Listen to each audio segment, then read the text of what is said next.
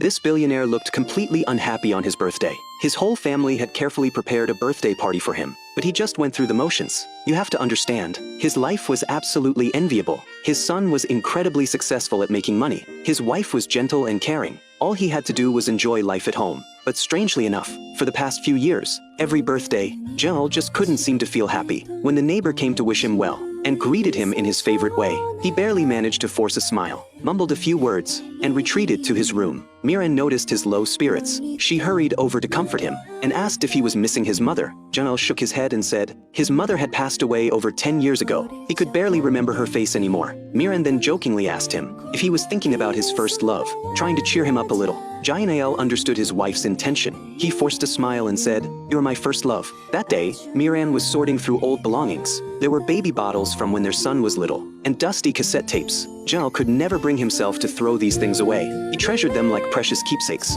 Jinyile wanted to quietly get rid of them, but the moment she started, Jinyile caught her. Jinyile warned her not to touch a single thing, otherwise he would be upset. Jinyile had no choice but to put everything back. Jinyile himself knew something wasn't right. He tried to force himself to be happy, but Jinyile was so worried seeing him like this. She had to ask a friend for help. After analyzing the situation, the friend concluded the problem might be all those old belongings. They kept making Jinyile dwell on the past. They should be gotten rid of soon. Jinyile thought that made a lot of sense. She decided to do it that very night. That evening was the birthday party. Jinyile was still feeling down. Jinyile invited the neighborhood kids over for fried chicken to lighten the mood a bit. After getting the kids settled, she went back to check on Jinyile in the bedroom. Although he had eaten a little, he was still in low spirits. Jinyile said he just wanted the birthday to be over. He never wanted to celebrate his birthday again. As soon as he finished speaking, his stomach suddenly felt upset. He rushed to the bathroom. Jinyile seized the opportunity. She grabbed their oldest son, scooped up the old belongings from the closet, and rushed toward the trash bin. As Jinyile threw things away, she lectured her son,